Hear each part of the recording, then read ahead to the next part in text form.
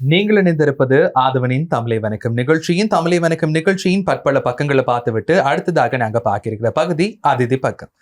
அதிதி பக்கத்துல பல்வேறுபட்ட துறை சார்ந்தவர்கள், பல்வேறுபட்ட சாதனைகளை படைத்தவர்களுடைய நேர்காணல் எங்களுடைய சொந்தங்களுக்காக நாங்க கொடுத்துட்டு இருக்கிறோம். அந்த வகையில இன்றைய நாளுக்கான நேர்காணல் எப்படி அமைய போகுது, யாரோட அமைய போகுது அப்படின்னு பார்த்தோமா இருந்தால், ஆதவன் தொலைக்காட்சிக்கு ஒரு பரிச்சயமான ஒருத்தர், அதையும் தாண்டி மட்டக்களப்பில் கதிரவன் கலைக்கூடத்தின் தலைவர் கதிரவன் இன்பராசா அவர்கள் இணைந்திருக்கிறார். வணக்கம். வணக்கம். எப்படி இருக்கிறீங்க? நலமாக இருக்கின்றேன். உங்களை சந்திச்சது ரொம்ப மகிழ்ச்சி. முதலாவது கேட்கக்கூடிய கேள்வி அப்படின்னா 50வது ஆண்டு நிறைவு விழா, உங்களுடைய கலைக்கூடத்தின் உங்களை பற்றியும் உங்களுடைய கலைக்கூடத்தை பற்றியும் ஒரு சின்ன அறிமுகம். மிக்க நன்றி. ஆதவன் தொலைக்காட்சி அன்பர்களுக்கு கதிரவன் சார்பாக நன்றிகளை கூறிக்கொண்டு உங்களுக்கும் வாழ்த்துக்களை கூறிக்கொண்டு, கதிரவன் கலைக்கழகம் 1976 ஆண்டு 28ஆம் திகதி 4ஆம் மாதம் மட்டக்களப்பு புதுக்குடியிருப்பிலே கிராமிய கலைஞர் கலாபூசணம் எனது தந்தை சின்னத்தம்பி தங்கராசா அவர்களால் தோற்றம் பெற்றது. நான் அடிக்கடி சொல்வது, என்னை பற்றி யாராவது கேட்டால் கதிரவன் கலைக்கழகம் பற்றித்தான் முதல் சொல்வேன். ஏனென்றால் என்னை அடையாளப்படுத்தியது கதிரவன் கலைக்கழகம். அம்மாவின் தாலாட்டும் அப்பாவின் கரகப்பாட்டும், எனது ஊர் கண்ணகியின் முற்றமும், எனது பாடசாலை கண்ணகியின் கற்றலும், அண்ணாச்சியின் ஆசிர்வாதமும், அன்பாளவனின் ஆதரவும், கதிரவன் உறவுகளின் ஒத்துழைப்பும் இன்று கதிரவன் கலைக்கழகம் 50வது ஆண்டிலே தடம் பதித்திருக்கின்றது. கதிரவன் கலைக்கழகம் 50வது ஆண்டிலே பல்வேறுபட்ட நிகழ்வுகளை நடத்த ஆயத்தமாகிக் கொண்டிருக்கின்றோம். நிச்சயமாக. அதாவது கதிரவன் கலைக்கூடம் அப்படின்னு சொல்லும் போது, அந்த கலைக்கூடத்தில் நிறைய விஷயங்கள் செய்துட்டு இருக்கீங்க. சமூக பொறுப்புகளா இருந்து மக்களுக்கு நிறைய விஷயங்களும் சார்ந்து செய்துட்டு இருக்கீங்க. இந்த மாதிரி இருக்கும் போது முதலாவது வாழ்த்துக்கள் 50வது ஆண்டு நிறைவிழா கொண்டாடுறதுக்கு. இந்த கலைக்கூடத்தால செய்ய போற விஷயங்கள் மற்றும் இந்த 50வது ஆண்டு நிறைவிழா, இந்த தருணம் உங்களுக்கு எப்படி இருக்கு?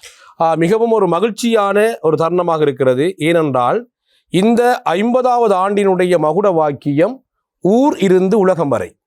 நாங்கள் எங்களுடைய தந்தையோடு சேர்ந்த அந்த காலத்து நண்பர்கள் 76ஆம் ஆண்டு கதிரவன் கலைக்கழகத்தை ஆரம்பித்து 76ஆம் ஆண்டு முதலாவதாக புதுக்குடியிருப்பு கண்ணகையம்மன் ஆலய சடங்கிலே உளவு இயந்திரத்தின் பெட்டியினை கொண்டு போட்டு நாடகத்தினை அரங்கேற்றி அந்த கதிரவன் கலைக்கழகம் ஆரம்பிக்கப்பட்டது. அதன் பிற்பாடு கூத்து, கரகம், கும்மி, கோலாட்டம், வசந்தன் என்று பல்வேறுபட்ட கிராமிய கலைகளோடு கதிரவன் கலைக்கழகம் நகர்ந்து வந்து, நான் நினைக்கின்றேன், நான் உயர்தரம் படிக்கின்ற போது 2004ஆம் ஆண்டு, அதற்கு பிற்பாடு கதிரவன் கலைக்கழகத்தை நாங்கள் பொறுப்படுத்த பிற்பாடு, நான், எனது அண்ணாச்சி அமரர் கோபாலகிருஷ்ணன், எனது உறவுகள், கதிரவன் உறவுகள், அயற்கிராமத்தினுடைய நண்பர்கள் என்று அநேகமானோர் சேர்ந்து நாங்கள் வீதி நாடகம், பட்டிமன்றம், கவியரங்கம், புத்தக வெளியீடுகள், சமூக சேவை செயற்பாடு, கல்வி மேம்பாட்டு செயற்பாடுகள், கதிரவன் சஞ்சிகை, கதிரவன் பாலர் பாடசாலை என்று பல்வேறுபட்ட செயற்பாடுகளை நாங்கள் ஆரம்பித்தோம். இந்த ஆரம்பித்ததின் பலனாக ஊரிருந்து நகர ஆரம்பித்தது.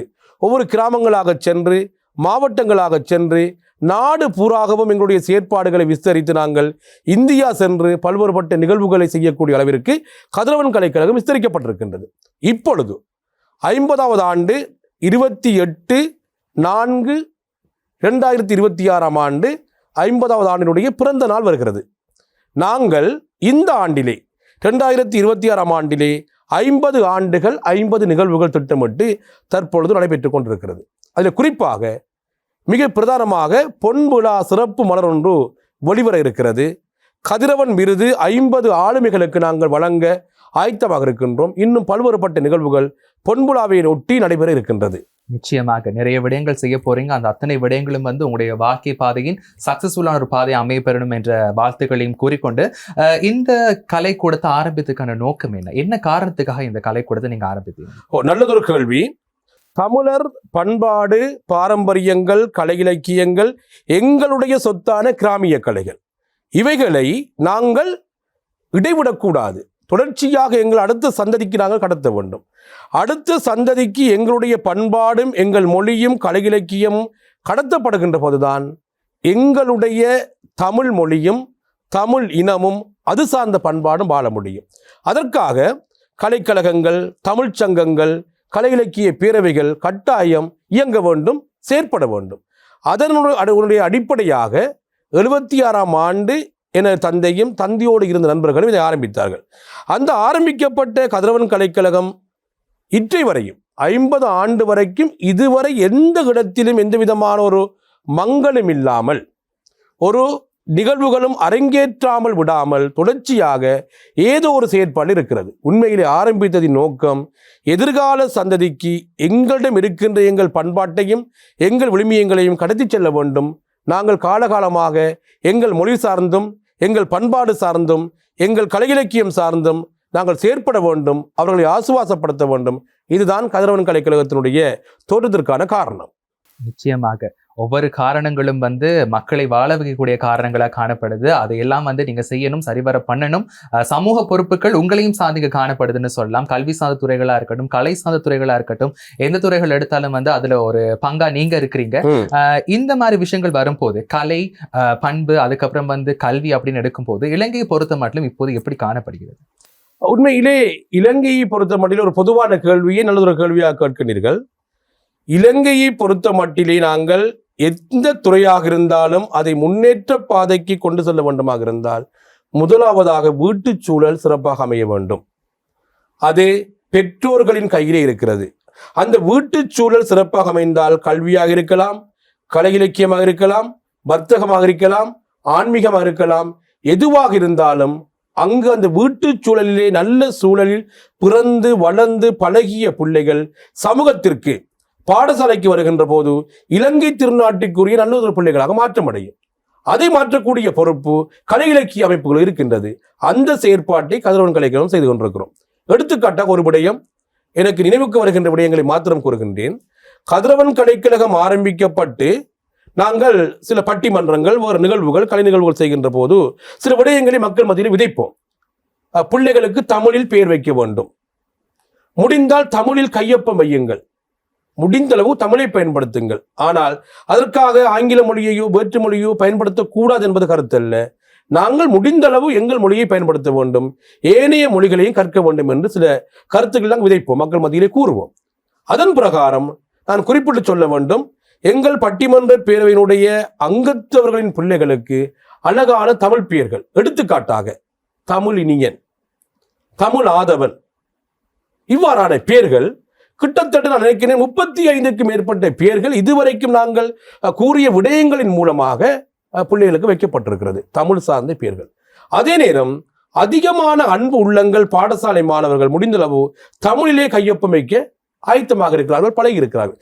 ஏன் அதை நான் சொல்கிறேன் என்றால், ஒரு இனத்தினுடைய அடையாளம் அவர்கள் பெயரிலே இருக்கிறது, அவர்கள் பண்பாட்டிலே இருக்கிறது, கையொப்பத்தில் இருக்கிறது, பேச்சிலே இருக்கிறது. அந்த பண்பாட்டை கடத்தக்கூடிய செயற்பாடு கதிரவன் கலைக்கழகத்துக்கு இருக்கிறது. நிச்சயமாக பாராட்டக்கூடிய விடயம். ஏன்னா தமிழை வளர்க்கக்கூடிய ஒரு பங்கு சார்ந்த விஷயங்கள் நீங்க செய்துட்டு இருக்கீங்க. முக்கியமாக மக்கள் மத்தியில இன்றைய காலகட்டங்கள்ல தமிழ் சமுதாயத்துல பார்க்க போமா இருந்தா நிறைய பேர் பாடசாலையில இருந்து தமிழை படிச்சுட்டு என்ன செய்ய போற, நீ என்ன பண்ற அப்படின்ற கேள்விக்குறிகள் நிறைய எப்பவும் காணப்படுது. ஆனா அந்த தமிழ் பாரம்பரியத்தை கடத்து கொண்டு போறதுக்கான பவரும் அந்த செயற்பாடும் மக்கள் மத்தியில காணப்படுறதுக்கான காரணம் இதுதானே சொல்லலாம். உங்கள் பார்வையில அது எப்படி காணப்படுது? ஏன் சில பேர் சொல்லுவாங்க அந்த கையொப்பம் விடும் போது கூட நீங்க சொல்லி நீங்க தமிழ்ல இட வேண்டும்னு சொல்லி, ஆனா நிறைய பேர் இப்ப யாரு பண்றா, நாங்க இங்கிலீஷ்ல பண்ணுவோம் அப்படின்ற ஒரு மைண்ட் செட்ல தான் எல்லாம் வாழ்ந்துட்டு இருக்காங்க. நீங்க அதை பத்தி என்ன நினைக்கிறீங்க? உண்மையிலே நவநாகரிக போக்கு என்றால் மக்கள் நினைப்பது நாங்கள் அனைத்தையுமே நாங்கள் மாற்றமடைய வேண்டும் என்று. நாங்களும் தேவை ஏற்பட்டால் சில நிகழ்வுகளுக்காக தமிழ் கலாச்சாரம், தமிழ் பண்பாடு இல்லாத ஆடைகளை உடுப்பதும் உண்டு. அது அந்த நிகழ்வுக்கான பாத்திரத்திற்கான உடை அலங்காரம் மாத்திரமே. ஆனால் எங்கள் உள்ளத்திலே ஒட்டியிருக்க வேண்டும் எங்கள் அடையாளம், எங்களுடைய மொழி, எங்கள் இனம், எங்கள் பண்பாடு. ஏனென்றால் அது அவரவர்களுடைய உரிமை, அவரவருக்கு இருக்க வேண்டிய தேவை. அதில் எந்த விதமான ஒரு பிரச்சனையும் இல்லை. எனவே நான் நினைப்பது என்னவென்றால், இவர்கள் சில பேர் நினைப்பது நாங்கள் இவ்வாறு இருந்தால்தான் மதிப்பு மரியாதை கிடைக்கும் என்ற எண்ணம் இருக்கிறது. அவ்வாறு இல்லை. நாங்கள் இந்தியாவிற்கு, தமிழ்நாட்டிற்கு பட்டிமன்றம் செல்ல போகின்ற போது கூட எங்களுடைய பண்பாட்டு ஆடையோடு சென்றோம். வரவேற்பு இருக்கிறது. நாங்கள் பயப்படுவது அல்லது வேறு யாராவது ஏதோ நினைப்பார்களோ என்று தயங்குவது. ஆனால் கதிரவன் கலைக்கழகத்தினுடைய நிகழ்வுகள், செயற்பாடுகள், இந்த பொன்விழாவில் கூட நாங்கள் எங்களுடைய ஆடை கலாச்சாரமாக இருக்கலாம், எங்களுடைய நிகழ்வுகளாக இருக்கலாம், அனைத்திலுமே அந்த தமிழர்களுடைய பண்பாடும் விழுமியங்களும் மாறாத வகையில் நாங்கள் செயற்படுத்தி கொண்டிருக்கிறோம். ஆனால் தேவை ஏற்படுகின்ற போது நிகழ்வுகளுக்கு ஏற்றால் போல் உடைகளையும் பாத்திரங்களையும் மாற்ற வேண்டும். அதில் எந்த பிரச்சனையும் இல்லை, அது மாற்றித்தான் ஆக வேண்டும். ஆனால் எங்களுடைய பண்பாட்டை நாங்கள் பாதுகாக்க வேண்டும் என்பதுதான் இந்த கதிரவன் கலைக்கழகத்தினுடைய இந்த பொன்விழா ஆண்டில் நாங்கள் கூறிக்கொள்ள வேண்டிய ஒரு விடயமாக இருக்கிறது. நிச்சயமாக, அதாவது பாரம்பரியம் கடத்தப்பட வேண்டும், தமிழ் பண்பாடு என்றது பிரதிநிதித்துவப்படுத்த எல்லா மொழிகளையும் கற்க வேண்டும், எல்லா பண்பாட்டையும் பின்பற்ற வேண்டும், பார்க்க வேண்டும், படிக்க வேண்டும், செய்யலாம். ஆனால் எங்கள் அடையாளத்தை நாங்கள் தொலைக்க கூடாது. நிச்சயமா, இதான் விடயம். அடையாளத்தை மறக்கக்கூடாது. அந்த அடையாளம் தான் உங்களை நாளைக்கு ஒரு நல்ல திசையில் கொண்டு போக போடுது, எங்களுடைய அடையாளம் மட்டுமே. அதே போன்று நாங்கள் கலைக்கூடத்தை பத்தி சில விஷயங்களை பேசலாம்னு நினைக்கிறேன். 50 வருட காலமா ஒரு கலைக்கூடத்தை நடத்திட்டு வாரதுன்றது சாதாரண விடயமே கிடையாது. எந்த துறை எடுத்தாலும் இன்றைய சவால்கள் நிறைய பிரச்சனை நிறைந்த சூழல்ல ஒரு கலைக்கூடத்தை நடத்திட்டு வர சாதாரண விடயமே கிடையாது. நீங்க எதிர்கொண்ட சவால்களை பற்றி கொஞ்சம் சொல்றீங்களா? எந்தவித நேர்காணல் இடம்பெற்றாலும், எங்கேயாவது யாராவது எங்கள் அமைப்பு சம்பந்தமாக கேட்டாலும் நான் கூறுகின்ற விடயம் இது கதிரவன் கலைக்கழகத்துக்கு மாத்திரமல்ல, பன்னாட்டு ரீதியாக இயங்கி வருகின்ற சகல மட்ட அமைப்புகளுக்கும் தேவை என்னவென்றால் ஒற்றுமை இருக்க வேண்டும், விட்டு கொடுப்பு இருக்க வேண்டும், புரிந்துணர்வு இருக்க வேண்டும், கருத்துகளுக்கு மதிப்பளித்தல் இருக்க வேண்டும். என்னதான் மனக்கசப்பான விடயங்கள் ஏற்பட்டாலும் மறுகணமே அதை மறந்து மன்னித்து மீண்டும் மீண்டெழுந்து செயற்படக்கூடிய மனப்பக்குவம் இருக்க வேண்டும். இது இருந்தால் எந்த அமைப்பும் வெற்றி பெற சாத்தியம் இருக்கிறது. 50 ஆண்டுகள் என்பது, நான் எடுத்துக்காட்டாக 10-11 ஆண்டுகள் கதிரவன் பட்டிமன்றம் என்கின்ற விடயம் சென்று கொண்டிருக்கிறது. அந்த பட்டிமன்றத்தில் இணைந்தவர்கள் இன்று கூட எங்களோடு இருக்கிறார்கள். 25 ஆண்டுகள் வீதி நாடகம், கிட்டத்தட்ட 2500 வீதி நாடகங்களை நாங்கள் அரங்கேற்றியிருக்கிறோம். வீதிகளில், ஆலயங்களில், தெருக்களில் அரங்கேற்றியிருக்கின்றோம். மக்களுக்கான விழிப்புணர்வு, அந்த விழிப்புணர்விலே எங்களோடு ஆரம்பத்தில் இருந்தவர்கள் இன்று கூட இருக்கிறார்கள். ஏன் இதை சொல்கிறேன் என்றால், நாங்கள் நட்பு ரீதியாக நான் பெரியவன் நீ பெரியவன் என்கின்ற சிந்தனை இல்லாமல் எல்லோரும் தலைவர்கள். நாங்கள் சொல்லக்கூடிய விடயங்களை கேட்டு அவதானித்து பின்பற்றி நடக்கக்கூடிய ஒரு பக்குவத்தை ஏற்படுத்தி கொண்டால் அது சாத்தியமாகும். 50 அல்ல, நான் நினைக்கின்றேன் அடுத்த சந்ததியும் கதிரவன் கலைக்கழகத்தை கொண்டு நடத்துவார்கள் என்கிற நம்பிக்கை எங்களுக்கு இருக்கிறது. கட்டாயமாக இருக்கும். ஏனென்றால் உங்களை சார்ந்தவர்கள் நிறைய விஷயங்களை செஞ்சிருக்கிறாங்க. நீங்க மட்டுமே இல்லை, அதான் சொல்லுவாங்கல்ல, கூடி வாழ்ந்தால் கோடி நன்மை போல ஒரு கலைக்கூடத்தில் பல பேர் சேர்ந்தா மட்டும்தான் நிறைய விஷயங்களை செய்ய முடியும். 50 ஆண்டுன்றது இலகுவான காரியமே கிடையாது. 100வது ஆண்டையும் தாண்டணும், பாரம்பரியமா அது கடத்தப்பட வேண்டும் என்றது எங்களுடைய ஆசையுமே கூட. இப்படி இருக்கும் போது இந்த கலைக்கூடம் செய்யறதுக்காக உங்களுக்கு உறுதுணையா இருந்தவங்க யாரு? கட்டாயமாக நான் ஆரம்பத்திலே இன்னும் அதை மறக்கக்கூடாது. அந்த வேரடி மண் என்பது முக்கியம். ஒரு மரத்தினுடைய வேரை விட அந்த வேரடி மண் முக்கியம். அந்த மண் புதுக்குடியிருப்பிலே தோற்றம் பெற்றதுதான் அந்த மண். அங்கு இருக்கின்ற கலைஞர்கள், அப்பாவினுடைய நண்பர்கள் ஆரம்பித்தவர்கள். சொல்வார்கள், போடியார் வீட்டு கல்யாணம், சதிகார தம்பியால் அலைந்த உறவு முதலாவது நாடகம், 2 நாடகங்கள். இது ஆரம்பம் கண்ணகி அம்மனுடைய ஆலயம் உண்டல். ஏன் நான் கண்ணகி அம்மன் என்று அடிக்கடி சொல்கிறேன் என்றால், கிழக்கு மண்ணிலே, ஈழத்திலே குறிப்பாக கிழக்கு மண்ணிலே, அதுவும் மட்டக்களப்பு மண்ணிலே இந்த கண்ணகி வழிபாடு பிரசித்தி பெற்ற உண்டு. அதன் அடிப்படையிலே புதுக்குடியிருப்பிலும் கண்ணகி அம்மன் ஆலயம் இருக்கிறது. அந்த ஆலயத்திலே முதலாவது அரங்கேற்றம். அதன் பிற்பாடு தாளங்குடா கண்ணகி அம்மன் ஆலயம், கிரான்குளம் நாகதம்பரான் ஆலயம், ஆரையம்பதி கந்தசுவாமி ஆலயம், இதெல்லாம் எங்கள் பகுதியில் இருக்கின்ற கிராமத்தை சுற்றி வளைத்திருக்கின்ற ஆலயங்கள். இந்த ஆலயங்கள் தான் இந்த கலை இலக்கியம் வளர்ச்சி அடைய, முன்னேற்றம் அடைய வித்திட்டவை. அதை தாண்டி படுவான்கரை பெருநிலப்பரப்பில் இருக்கின்ற பல்வேறுபட்ட ஆலயங்கள். இந்த ஆலயங்கள் ஒவ்வொன்றிலும் சடங்குகள், வழிபாடுகள், திருவிழாக்கள் வந்தால் இவ்வாறான கரகங்கள், கும்மிகள் நிகழ்ச்சிகள் அரங்கேற்றப்படும். இந்த அரங்கேற்றத்திற்கு வழிவகுத்தவர்களும் அதிலே ஆரம்ப காலத்திலே பங்கு பற்றியவர்கள் தான் கதிரவன் கலைக்கழகத்தினுடைய தோற்றத்திற்கான அடிப்படை.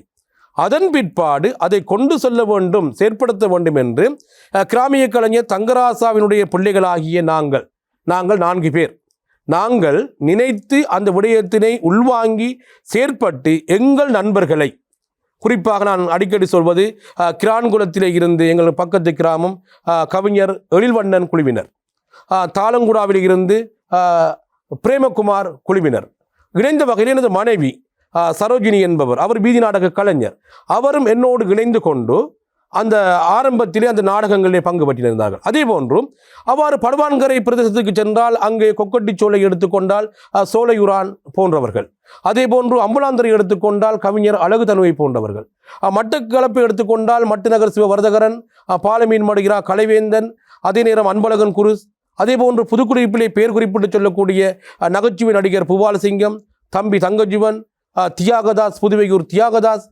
சுதேஸ்வரன், இன்னும் அது போன்ற கலைஞர்கள், மறைந்த எனது அண்ணாச்சி அமரர் கோபாலகிருஷ்ணன், இவ்வாறு கிட்டத்தட்ட 100க்கும் மேற்பட்டரின் பெயரை சொல்ல முடியாது, எனக்கு நினைவுக்கு வருகின்ற பெயர்களை சொல்கின்றேன். இவ்வாறான ஒத்துழைப்பு, அதிலும் என்னை பொறுத்த மட்டிலே நான் பிறந்த இடம் புதுக்குடியிருப்பு, இப்பொழுது திருமணம் கட்டி வாழ்ந்து கொண்டிருக்கிற காலங்கூடா, 2 கிராமங்களுடைய பாரிய பங்களிப்பு. இந்த கிராம மக்களுடைய பங்களிப்புகள் கூடுகின்ற போது, ஒவ்வொரு கிராமங்களும் இருக்கின்ற அன்பு உள்ளங்கள் நண்பர்களின் ஒத்துழைப்புகள் கூடுகின்ற போது, ஒரு ஒற்றுமை இருக்கின்ற போது, உள்ளொன்று வைத்து புறமொன்று பேசாத நல்ல சிந்தனை இருக்கின்ற போது, அந்த அடிப்படையாக ஒரு அமைப்பு வெற்றிகரமாக இயங்கிக் கொண்டு செல்லும். இது கதிரவன் கலைக்கழகத்திலே 50 ஆண்டு வரைக்கும் இருக்கிறது. என்ற அப்பாவும் சொல்வார், அந்த காலத்திலே பலரது ஒத்துழைப்பும், மத்தளம் வாங்கக்கூட வழி இல்லாமல் மத்தளத்தை வாடகைக்கு எடுத்து கரகம் கூத்தாடிய வரலாறும் சொல்வார். சில நேரங்களிலே நிகழ்வு நாடகம் அரங்கேற்றுகின்ற காலத்திலே நாடகம் அரங்கிறது ஆயத்தமாக இருக்கின்றவர்கள் காணாமல் போகின்ற காட்சிகளும் உண்டு. அந்த காலம் 76ஆம் ஆண்டு காலப்பகுதி. அப்படி இருந்தும் அதுக்கு ஏற்றால் போல் ஆட்களை சேர்த்து உடனடியாக ஆயத்தப்படுத்தி அரங்கேற்றி எப்படியோ அந்த கண்ணகியம்மன் கோயிலை கொண்டு அரங்கேற்றுகின்ற அந்த பழமை ஒன்று இருந்திருக்கிறது. எது வந்தாலும் அடிக்கடி அப்பா சொல்வார், ஆற்றும் கடமையை மறவாதே, புயல் காற்றுக்கும் மழைக்கும் அஞ்சாதே.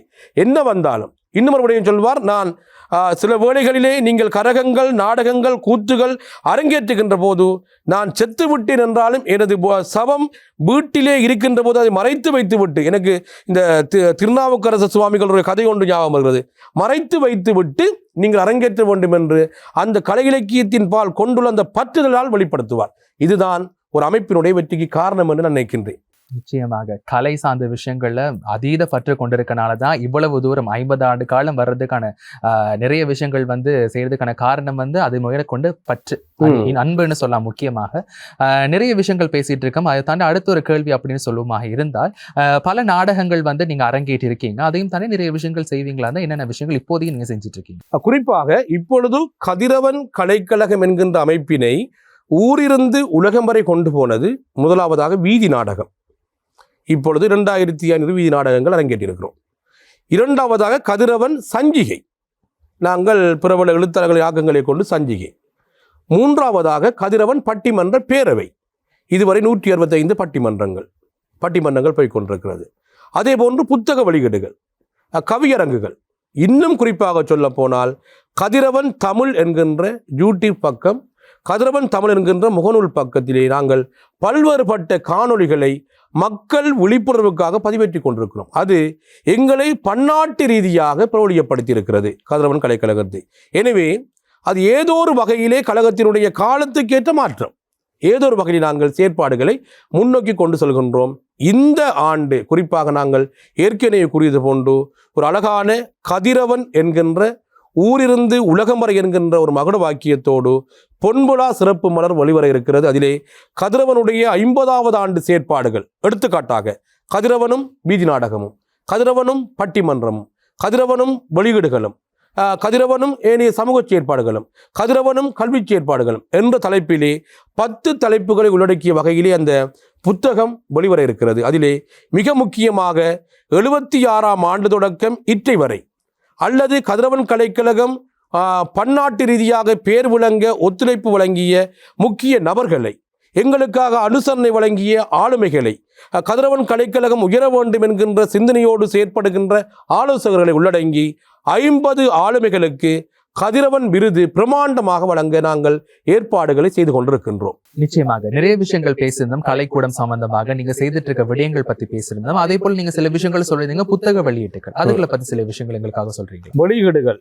எங்களுடைய எழுத்தாளர்களுடைய வெளியீடுகளை நாங்கள் செய்திருக்கின்றோம்.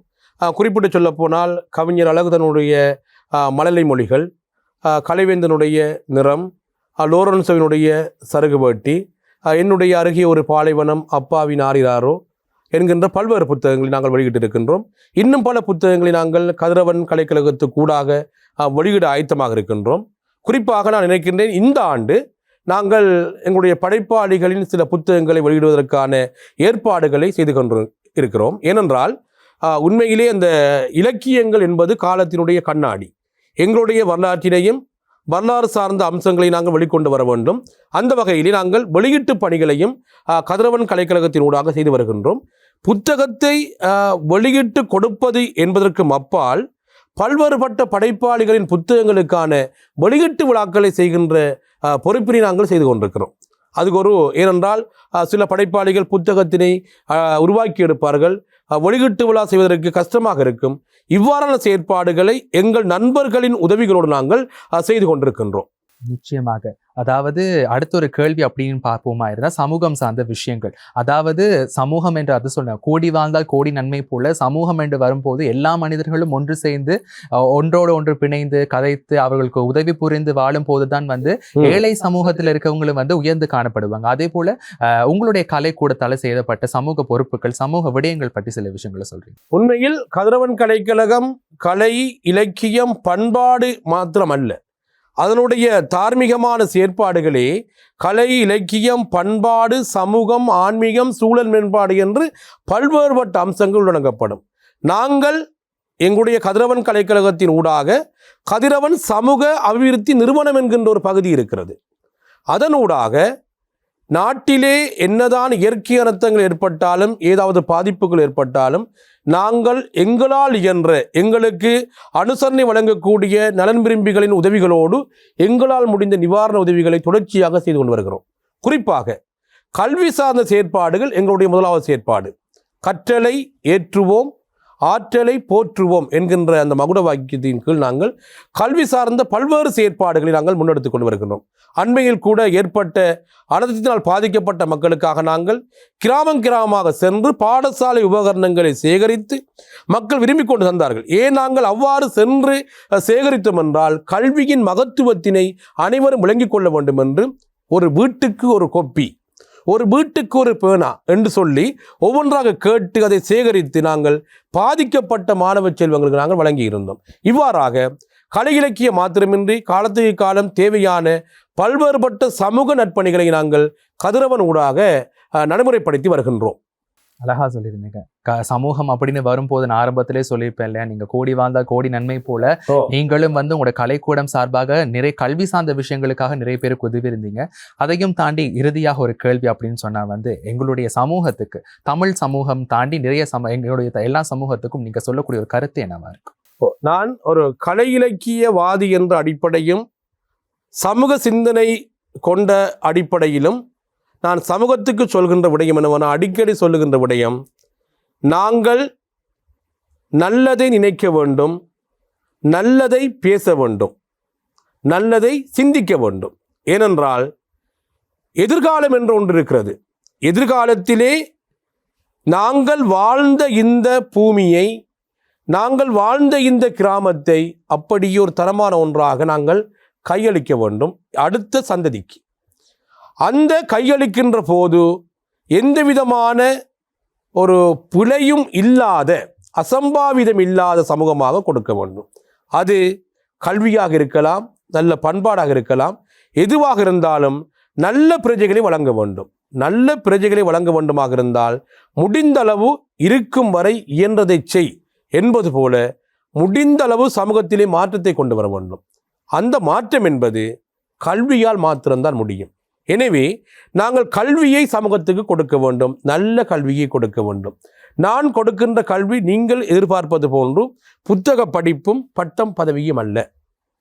அதை படித்தால் பரீட்சையில் சித்தி அடைந்தால் பதவி கிடைத்தால் சம்பளம் கிடைத்தால் அது ஒரு பகுதியாக செல்லும். ஆனால் அந்த பகுதியை நான் அடிக்கடி சொல்வதல்ல. வாழ்க்கைக்கு கல்வி, அது என்ன கல்வி என்றால் ஒழுக்க கல்வி. காலையிலே பெற்றோரை காலிலே விழுந்து வணங்கி செல்லக்கூடிய பிள்ளைகள், ஆசான்களை பாடசாலையிலே மதிக்கக்கூடிய பிள்ளைகள், ஆலயத்திலே எந்த ஆலயமாக இருந்தாலும் மன திருப்தியாக வழிபடக்கூடிய எதிர்கால குழந்தைகள், இவ்வாறான ஒழுக்கத்தோடு போட்டி பொறாமைகள் பொய் கனவு பஞ்சமா பாதகங்கள் இல்லாத நல்ல சமூகத்தை உருவாக்கினால் நாங்கள் கடந்த காலங்களிலே அனுபவித்த அத்தனை துன்பங்களிலும் வீழ்ச்சி பெறலாம். பல துன்பங்கள், ஒவ்வொரு நாடுகளாக பார்த்தால் பல்வேறுபட்ட துன்பங்கள். அந்த துன்பங்களின் அடிப்படை ஒன்றாக இருக்கும், யார் பெரியவன், யார் பெரியவன். இந்த 5 விரல்கள் இருக்கிறது. இந்த 5 விரலில் எந்த விரல் பெரியது என்று கேட்டால் என்ன சொல்லலாம்? இந்த பெரிய விரலால் முடியுமா லட்டு பிடிக்கிறதுக்கு? இந்த சின்னி விரலால் முடியுமா உளுந்து வடை சொல்றதுக்கு? முடியாது. ஆனால் 5 விரலும் சேர்ந்தால் எதுவாக முடியும் தானே. ஆகவே ஒற்றுமையே பலம் என்கின்ற சிந்தனையை உருவாக்கிய ஒரு நல்லதொரு சமுதாயத்தை உருவாக்க நாங்கள் இப்போது இருக்கின்றவர்கள் பாடுபட வேண்டும். பிறந்தோம், வாழ்ந்தோம், இறந்தோம் என்று நாம் இருக்காமல் ஏதாவது நாங்கள் முடிந்தளவு பிள்ளைகளுக்கு சொல்லிக் கொடுத்து, எங்களுடைய பிள்ளைகள் நான் சொல்வது எனது பிள்ளைகள் அல்ல, அனைத்து பிள்ளைகளும் அதிலே சாதி மத பேதமின்றி பாகுபாடு இல்லாமல் அனைவரும் வாழ வேண்டும் என்கின்ற சிந்தனையோடு கணியன் பூங்குன்றனாரின் ஜாதும் ஊரே யாவரும் கேளிர் என்கின்ற அந்த வசனத்தோடு ஒத்து போய் நாங்கள் அடுத்த கட்டத்திற்கு நல்லதொரு சமுதாயத்தை உருவாக்க வேண்டும். அதனை எங்களை போன்ற கலை இலக்கிய அமைப்புகள் விசுவாசமாக செய்ய வேண்டும். ஏனென்றால் கலை இலக்கியவாதிகள் என்பவர்கள் சமூகத்தை மாற்றக்கூடிய சக்தி மிக்கவர்கள். ஏனென்றால் புதிய படைப்பார்கள், புதிய சிந்தனையை விதைப்பார்கள், எழுதுவார்கள், நடிப்பார்கள், கதைப்பார்கள், பாடுவார்கள். பல்வேறுபட்ட ஆளுமையின் ஊடாக மக்களை மாற்றியமைக்கக்கூடிய சக்தி மிக்கவர்கள் என்கின்ற காரணத்தினால் அதை சமூகத்துக்கு உருவாக்க முடியும். கட்டாயமாக நிறைய விஷயங்கள் அழகா சொல்லியிருந்தீங்க. மாறக்கூடிய விடயங்கள் மாறணும் அப்படின்னா உங்களை போன்று நிறைய பேர் இருக்க வேண்டும். அதாவது கலைக்கூடம் சார்ந்தவர்கள், கலையை மட்டும் இல்லாமல் அழகா சொல்லியிருந்தீங்க. கல்வின்றது படிக்கிறோம், பட்டம் பெறுறோம், அதுக்கப்புறம் சம்பளத்தை பெறுறது தாண்டி அனுபவ கல்வி, பாக்கிய நீங்க எப்படி வாழ்றீங்க, கலையை நீங்க எப்படி பராமரித்து கொண்டு போறீங்க, பண்பாடு எப்படி வளர்த்து கொண்டு போறீங்க, இது சம்பந்தப்பட்ட விஷயங்கள், சமூக பொறுப்புப்படுத்த நிறைய விஷயங்கள் சொல்லியிருந்தீங்க. முக்கியமா அடுத்ததாக ஒரு கேள்வி அப்படின்னா, கதிரவன் கலைக்கூடத்தின் பொன்விழா இன்னும் சில வருடங்கள் இடம்பெற இருக்குன்னு சொல்லியிருந்தீங்க. அதை பற்றி ஒரு கடைசி வார்த்தை. பொன்விழா நான் கண்ட கனவு. அது பொன்விழா என்பது நான் மட்டுமல்ல, கதிரவனோடு இணைந்து செயற்பட்ட கலை இலக்கிய நண்பர்கள் காணுகின்ற கனவு. ஏனென்றால் 50 ஆண்டுகள் நகர்த்தி வருவது என்பது சாதாரண விடயம் அல்ல. அதிலும் அதிகமான அதிகமான உதவிகள் குறைந்த அமைப்புகள், நேரடி பார்வைகள் குறைவாக இருக்கின்ற அமைப்புகள், தன்னார்வ தொண்டு நிறுவனங்கள் நாங்களாக உருவாக்கி, நாங்களாக செயற்பட்டு, நாங்களாக தண்ணி ஊற்றி, நாங்களாக வளர்த்து வருகின்றது. இடையிடையே சில பார்வைகள் அரசு சார்பற்ற நிறுவனங்களின் பார்வைகள் இடையிடையே இருக்கும். அது முழுமையாக இருக்காது. அது சாதாரணமான இயல்பு.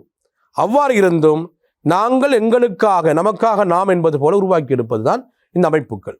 ஒரு அமைப்பு உருவாக்கினால் அதை உச்சக்கட்டத்துக்கு கொண்டு செல்ல வேண்டும். அந்த காரியத்தை நாங்கள் திருப்தியாக செய்து கொண்டிருக்கிறோம்.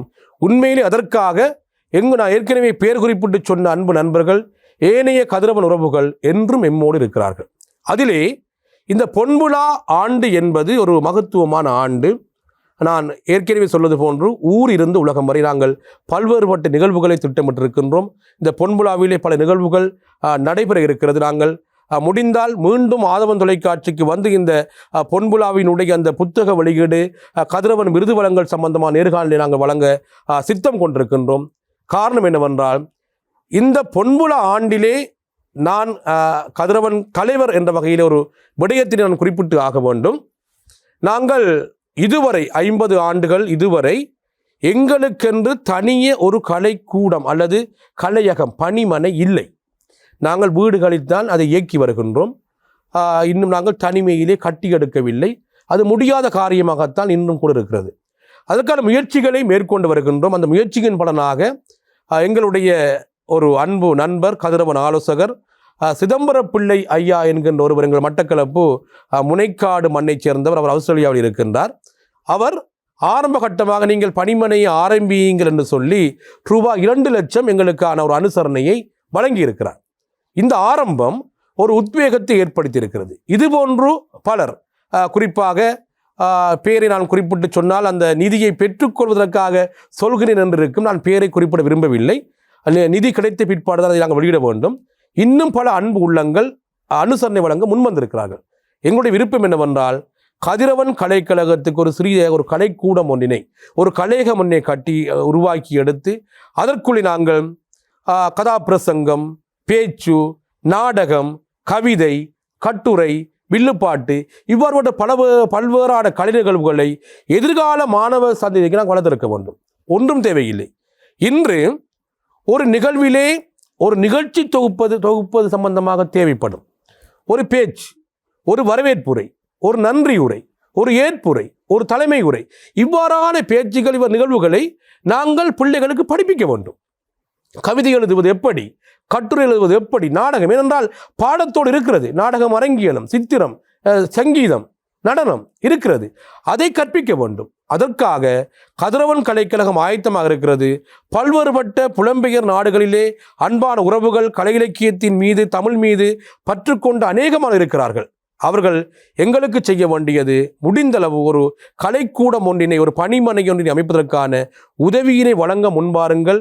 அதனூடாக தமிழ் சார்ந்த செயற்பாடுகளை நாங்கள் இப்பொழுது முன்னெடுப்பதை விட இன்னும் முன்னெடுப்போம் என்று உறுதி கொள்கின்றேன். அதே நேரம் இன்னும் பல அன்பர்களும் எங்களுக்கான கலை இலக்கிய செயற்பாடுகளுக்கான உதவிகளை வழங்கி கொண்டிருக்கிறார்கள். நான் ஏனைய பல நேர்காணல்களை அதை பகிர்ந்திருக்கிறேன். இதை இவ்விடத்தில் பகிர்வதன் நோக்கம் என்னவென்றால், கட்டாயமாக கதிரவன் கலைக்கழகத்துக்கான ஒரு கலையகம், கதிரவன் கலையகம் ஒன்று தேவை. அதை ஆதவன் தொலைக்காட்சியினை பார்க்கின்ற அன்பு உள்ளவங்கள் முன்வந்து அமைத்து தர முன்பாருங்கள். நாங்களும் எங்கள் கதிரவன் உறவுகளுடைய அனுசரணையோடு அதை நிறைவேற்றி காட்டுவோம் என்று நான் அவர் அன்பாக கூறிக்கொள்ள விரும்புகின்றேன். கட்டாயமாக மாறக்கூடிய விடயங்கள் மாறும். உங்களுடைய கலைக்கூடம் கலையை கொண்டு போய் செய்யக்கூடிய விடயங்களான உங்கள் கலைக்கூடம் கூட நாளைய தினம் ஒரு நல்ல நிலைமைக்கு போகும். அதாவது நீங்க இந்த பொன் விழா செய்ய போறேன்னு சொன்னீங்க, அந்த அளவு துறைக்கு போகணும்னு சொன்னா இந்த கலை சம்பந்தப்பட்ட பற்று, அந்த தமிழ் மீதான அன்பு கொண்டிருக்கனால மட்டும்தான் இந்த அளவு தூரம் உங்களுக்கு பயணிக்கக்கூடியதாக இருந்திருக்கும். இன்றைய நாள் ஆதவனின் தமிழை வணக்கம் நிகழ்ச்சியோடு எங்களோடு இணைந்திருந்தாங்க மட்டக்களப்பு கதிரவன் கலைக்கூட தலைவர் கதிரவன் இன்பராசா அவர்கள். பல விஷயங்கள், கலை சம்பந்தப்பட்ட விஷயங்கள் பேசியிருந்தோம். அவங்களுடைய 50வது ஆண்டு நிறைவு விழா பற்றி நிறைய விஷயங்கள் பேசணும், செய்யக்கூடிய விடயங்களை பற்றி பேசியிருந்தோம். எங்களுடைய அழைப்பை ஏற்று கலையகத்துக்கு வருகை தந்ததுக்கு ரொம்ப நன்றி. மிக்க நன்றி. ஆதவன் தொலைக்காட்சி அன்பு உள்ளங்களுக்கு கதிரவன் சார்பாக மனமார்ந்த நன்றிகள்.